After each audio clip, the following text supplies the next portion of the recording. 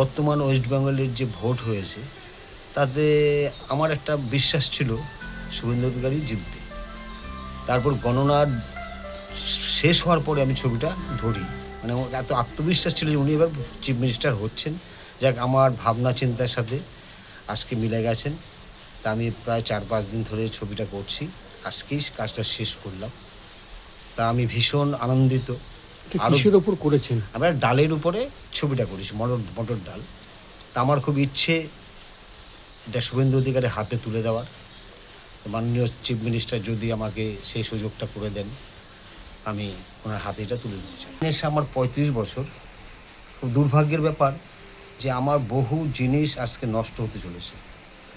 আমি জিনিসগুলো প্রিজার্ভ করার অভাবে কিছুই করতে পারছি না। আমাদের বিগত গভর্নমেন্ট গেছেন, অনেকভাবে চেষ্টা করেছি, কিন্তু কোনো দিক দিয়ে কোনো রকম সাহায্য পাইনি। তা এবার নতুন গভর্নমেন্ট এসছে, আশা করি একটা ব্যবস্থা হয়তো এবার হবে। সেই দিকটা আমার খুব বিশ্বাস আছে যে আজকের দিনে যার কথা ভেবেছিলাম চিফ মিনিস্টার হবেন, সেও হয়েছে, আমার ছবিটাও কমপ্লিট করতে পেরেছি। তা সেই দিক থেকে আমার একটা বিশ্বাস আগামী দিন আমার অন্তত শিল্পকর্মগুলো বাঁচবে, একটা প্রিজার্ভ একটা ব্যবস্থা হবে। কি নাম আপনার? আমার নাম মানিক দেবনাথ। আমার লেটেস্ট খবরের আপডেট পেতে ফলো করুন রাতদিন.in।